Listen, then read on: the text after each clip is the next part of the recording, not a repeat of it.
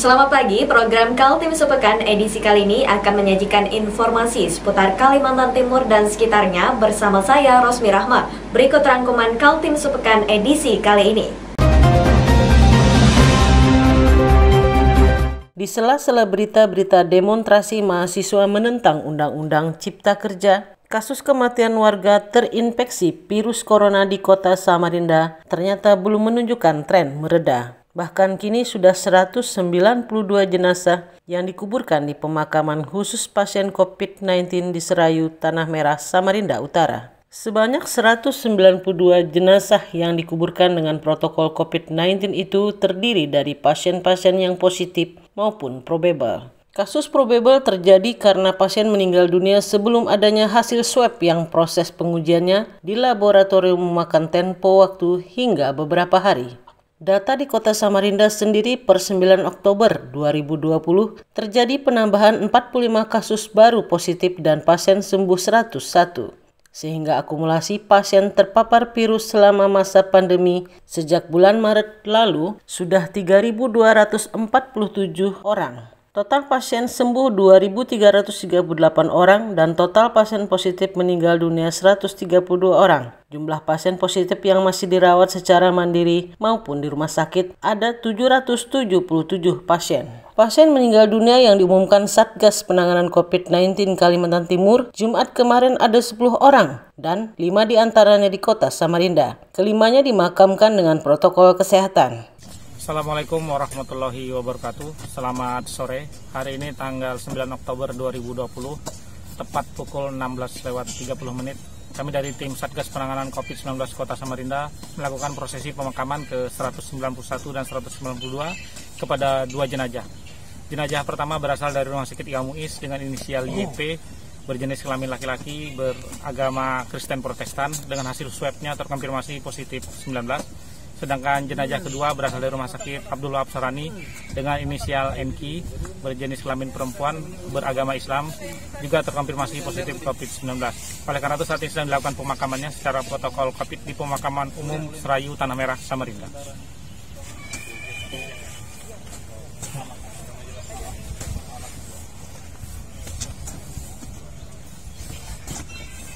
Kondisi pandemi COVID-19 di kota Samarinda masih berada di zona merah. Pemerintah berusaha menurunkan penyebaran dan menempuh berbagai cara pendisiplinan warga dengan melakukan razia masker dan membubarkan kerumunan. Tim Kaltim TV melaporkan.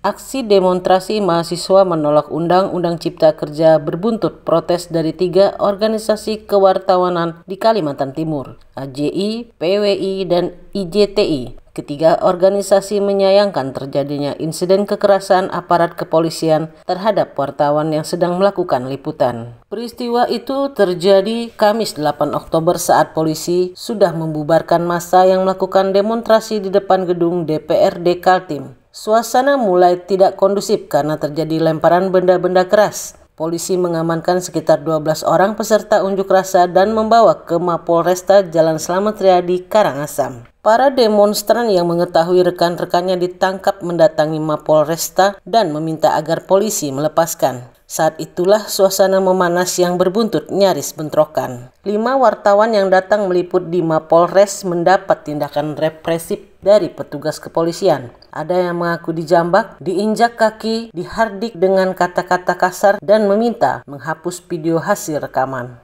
Sikap IJTI Kaltim terkait kasus represif yang dialami oleh teman-teman jurnalis ini. Ya, saya sebagai IJTI Kaltim ya ikut prihatin ya dengan peristiwa yang terjadi pada teman-teman kita. Saya berharap bahwa ini pertama dan terakhir, dan tentunya ini harus diselesaikan secara tuntas persoalan ini. ada langkah lain yang akan diambil oleh IJTI Kaltim? Langkah lain kita serahkan kepada para korban bagaimana langkah baiknya. Yang jelas IJTI ikut prihatin dan kita akan apa yang dilakukan teman-teman kita akan dukung.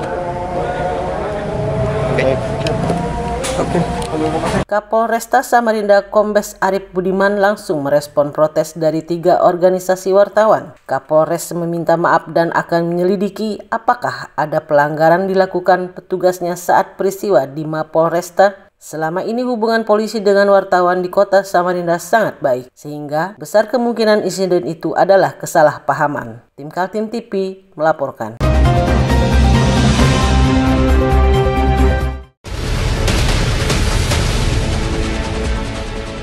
Mari kita memerangi virus corona dengan mematuhi imbauan pemerintah. Stay at home.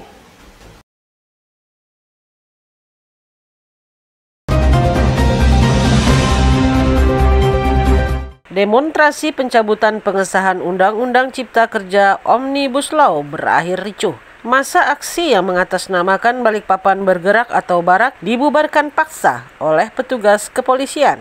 Ribuan massa yang melakukan aksi demonstrasi di depan kantor DPRD Kota Balikpapan terus melakukan orasi menolak Undang-Undang Cipta Kerja. Aksi demo yang dimulai sejak pukul 4 sore ini dibatasi oleh petugas dengan kawat berduri. Masa aksi yang masih terus bertahan hingga sore hari akhirnya dibubarkan paksa oleh petugas kepolisian dari Brimob Polda Kaltim dengan menembakkan gas air mata. Sempat terjadi lemparan oleh massa ke petugas kepolisian yang berjaga saat aksi demo digelar. Kapolresta Balikpapan yang mencoba mengamankan bentrokan yang terjadi membuat Kepala Kapolresta Balikpapan harus diperban lantaran terkena lemparan suatu benda. Dari bentrokan yang terjadi, satu pendemo digiring petugas kepolisian untuk diamankan. Namanya demokrasi, mereka tidak menanyakan tuntutannya, kita juga mengamankan. Kita atas nama negara tidak bakalan kalah sama siapapun, tapi kita juga melindungi mereka juga, melindungi aset-aset negara yang sudah dibangun. Kantor tidak boleh didudukin, mereka maunya mendudukin, ya. Makanya kita bubarkan. Ya, ini waktunya sudah malam. Ya, Balikpapan masih dalam situasi pandemi COVID, zona oranye. Dari merah ke oranye kan turun, jangan sampai ada klaster. Masa aksi akhirnya membubarkan diri setelah dipukul mundur oleh petugas kepolisian dari Satuan Sabara dan Brimob Polda Kaltim. Muhammad Idris melaporkan dari Balikpapan.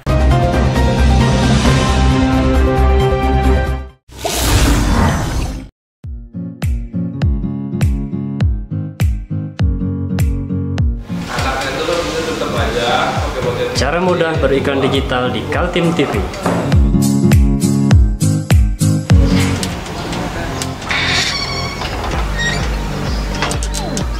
Yang pertama, jadilah sahabat Kaltim TV.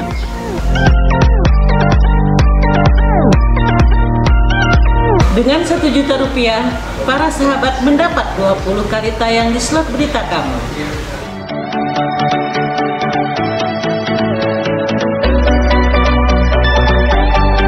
Dengan 20 detik dapat menjangkau 20.000 penonton.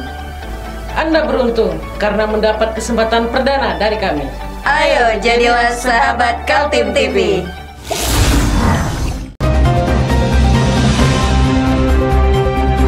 Inilah buntut dari aksi para mahasiswa yang tergabung dari berbagai organisasi kemahasiswaan di Kota Samarinda melakukan unjuk rasa menolak Undang-Undang Cipta Kerja yang telah disahkan DPR RI berbuntut ricuh dengan aparat kepolisian. Mahasiswa yang sudah merencanakan aksi unjuk rasa sejak kemarin sebagian berkumpul dari halaman Islamic Center. Mereka kemudian bergerak menuju gedung DPRD Kaltim Jalan Teuku Umar yang sudah dijaga ketat oleh aparat kepolisian.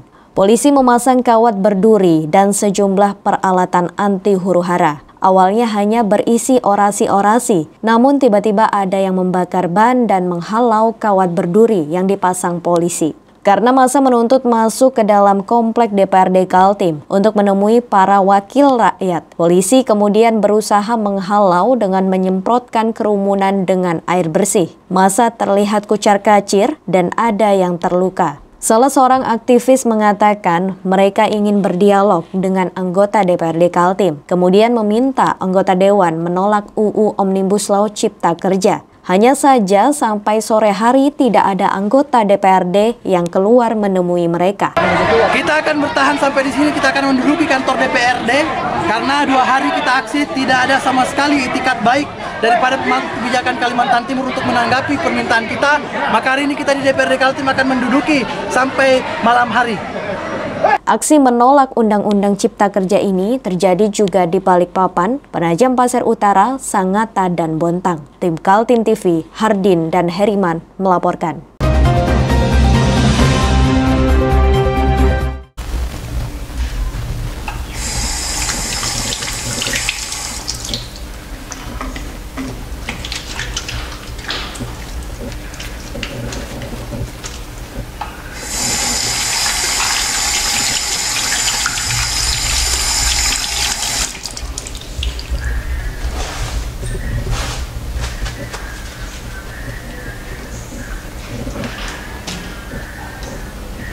Meskipun di rumah saja, kita tetap selalu menjaga kesehatan, cuci tangan, menggunakan hand sanitizer.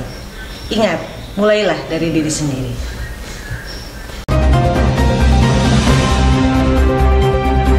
Badan Pencarian dan Pertolongan Basarnas Kota Balikpapan sepanjang Kamis pagi melakukan evakuasi korban helikopter yang terjatuh di kawasan Gunung Binjai, Balikpapan Timur. Tim Basarnas yang dibantu oleh TNI, Polri, serta unsur SAR lainnya melakukan pencarian korban dengan berjalan kaki sesuai dengan koordinat titik yang didapat dari signal satelit. Tim Basarnas beserta TNI, Polri, serta unsur SAR lainnya melintasi medan yang cukup berat. Sekitar 2 jam sebanyak 5 korban dapat ditemukan, tak jauh dari signal PLB yang dipancarkan. 3 korban selamat sementara 2 korban meninggal dunia. Korban selanjutnya dibawa ke Rumah Sakit Kanujoso Jatiwibowo untuk dilakukan visum dan diserahkan kepada pihak keluarga. Jadi ini kami dari Basarnas mengadakan uji pelaksanaan operasi SAR di kantor SAR Balikpapan. Jadi semacam uji fungsi, Pak. Kami dari Direktorat Operasi ingin memastikan bahwa pelaksanaan operasi SAR yang dilaksanakan oleh kantor SAR Balikpapan ini sudah sesuai dengan standar operating procedure yang sudah ditetapkan oleh Basarnas, sehingga kami perlu terus melakukan uji fungsi untuk menjaga kualitas operasi, untuk memastikan bahwa operasi sudah dilaksanakan sesuai dengan aturan-aturan yang berlaku sehingga hasilnya maksimal.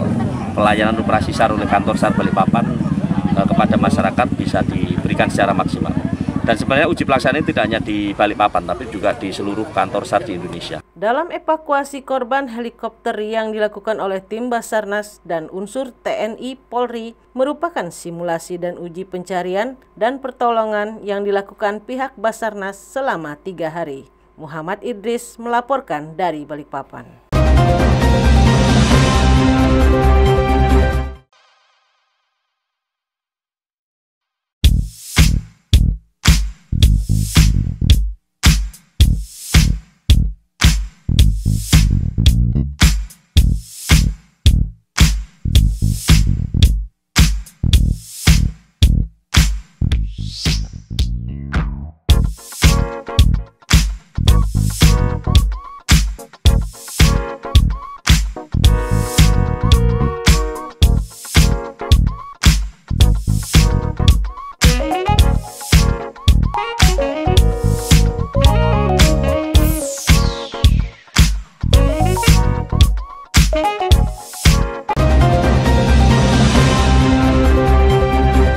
Masa sulit bagi para siswa belajar online di Kota Tenggarong tertolong adanya bantuan paket data dari pemerintah. Selama Juli sampai September, sudah 2 kali pendistribusiannya sehingga para siswa aman dalam proses belajar melalui daring atau dalam jaringan. Segala upaya dilakukan agar para mahasiswa tidak tertinggal mata pelajarannya. Selama masa pandemi COVID-19 ini, siswa tidak lagi melakukan proses belajar mengajar di ruang kelas, namun diganti dengan sistem daring alias dalam jaringan internet. Tapi masalah baru muncul, tidak semua siswa punya kemampuan. terutama paket data agar bisa terkoneksi dengan internet.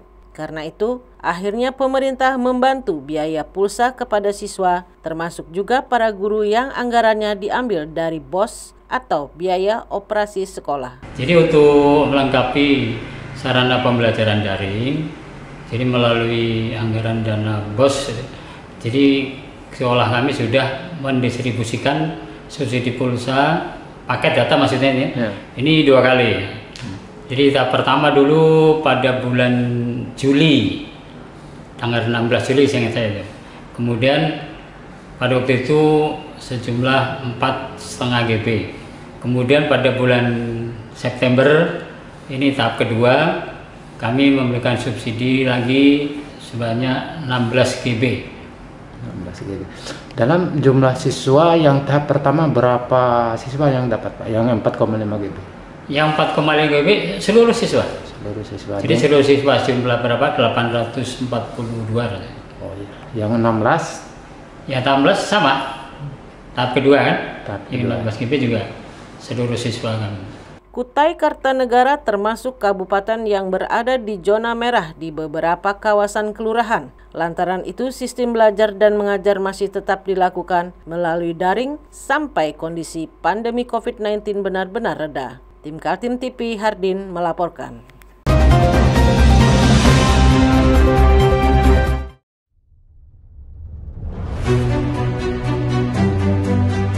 Untuk hari ini kita ada kegiatan untuk membungkus sembako untuk dibagikan ke masyarakat yang membutuhkan karena COVID-19 ini. Semoga kita sukses semua. Amin. Harus kerjasama yang bagus. Pancasila! Amin. Pancasila! Amin. Pancasila! Amin. Merdeka! Merdeka!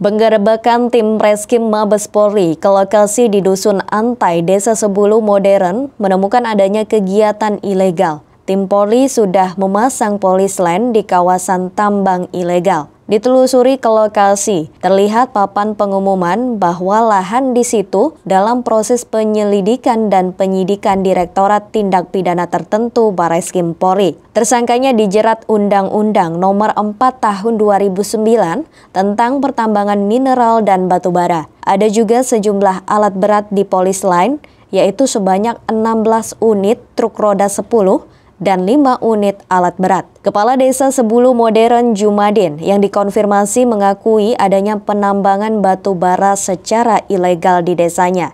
Hanya saja, sebagai aparat desa dia mengaku tidak bisa melarang, apalagi masyarakat sudah menjual lahannya kepada pengusaha tambang. Penambangan liar di Sebulu Modern bukan rahasia lagi. Diperkirakan negara dirugikan ratusan miliar sejak beroperasinya oknum-oknum pelaku illegal mining.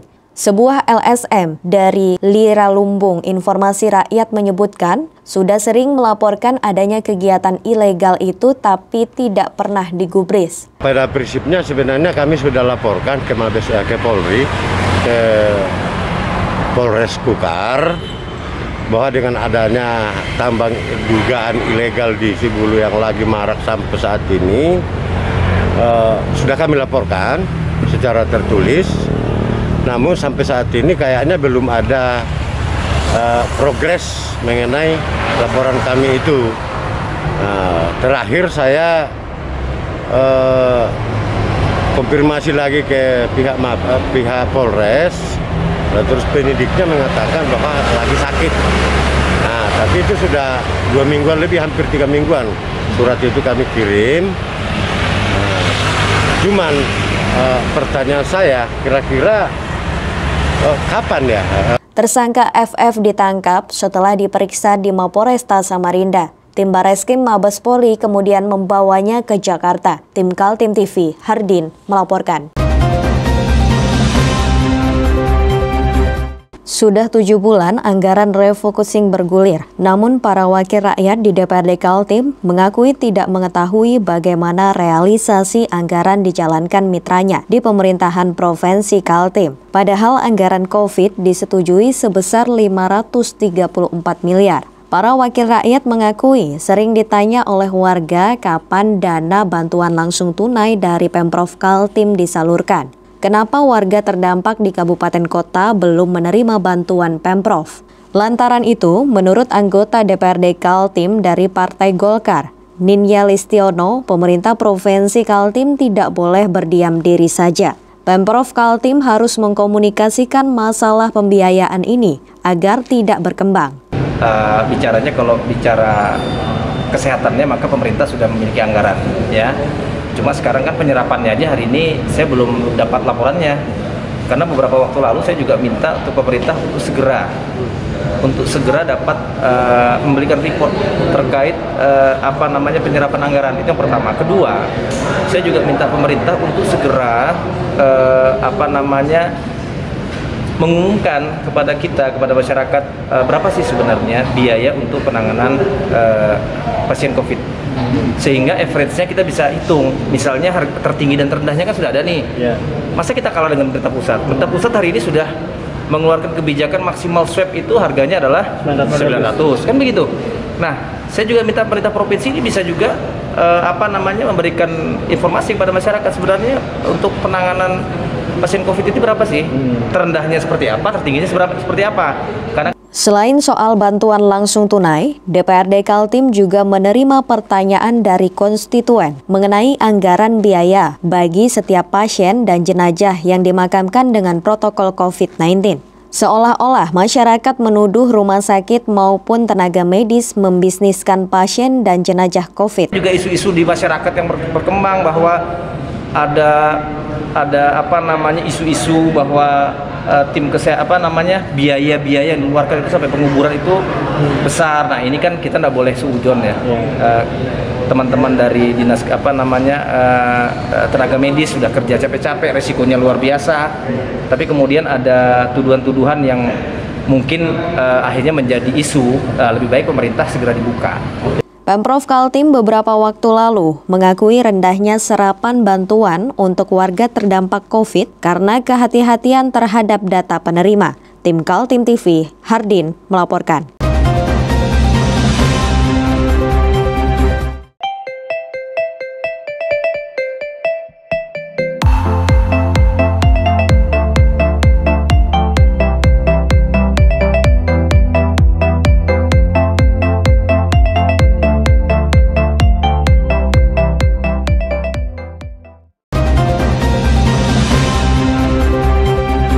Masih ada pro dan kontra mengenai pelaksanaan pilkada pada 9 Desember 2020. Walaupun KPU tetap kekeh pada pendirian bahwa pilkada tetap digelar walau dengan protokol ketat. Tapi di Karangpaci, tempat berkantornya para wakil rakyat, masih ada yang tidak setuju pilkada maupun tahapannya dilanjutkan. Alasan utama pilkada dibatalkan pada 9 Desember 2020 karena situasi pandemi COVID-19 masih belum menurun. Bahkan jumlah orang tertular dan meninggal dunia semakin besar. Di Kalimantan Timur sudah ada calon kepala daerah yang meninggal dunia akibat sebelumnya terserang virus corona. Kedua calon itu adalah Haji Muharam sebagai calon petahana di Kabupaten Berau dan Adi Dharma calon wali kota Bontang. Kita harus objektif. Artinya memang penyelenggara itu Komisi Pemilihan Umum sudah dibekali anggaran untuk OPD. Artinya ini juga perlu kita sikapi. Kan tidak cukup dengan memakai masker orang bisa terhindar dari COVID. Ya kan, karena ini kan orang memilih ini kan tidak dalam, itu kan jelas-jelas berkumpul. Minimal dalam satu tenda itu 50 orang antri untuk masuk ke TPS bilik suara. Nah, kalau saya secara pribadi, ya sebaiknya saya sependapat dengan agar supaya itu ditunda. Ini menyangkut masalah hasrat atau kehidupan orang banyak. Sebelumnya KPU Kota Samarinda melalui ketuanya Firman Hidayat mengatakan, meski banyak pro dan kontra, pihaknya tetap konsisten dengan jadwal-jadwal KPU yang sudah disepakati oleh para paslon dan pendukungnya. Pilkada hanya bisa dibatalkan jika peraturan KPU dicabut oleh Presiden. Tim Kaltim TV, Heriman dan Hardin melaporkan.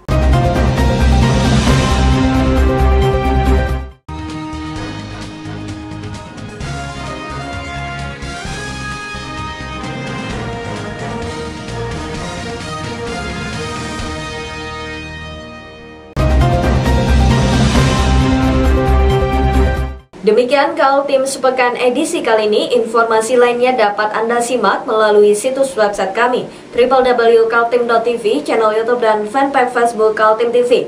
Jangan lupa untuk selalu patuhi protokol kesehatan. Saya Rosmi Rahma pamit undur diri. Selamat pagi dan sampai jumpa.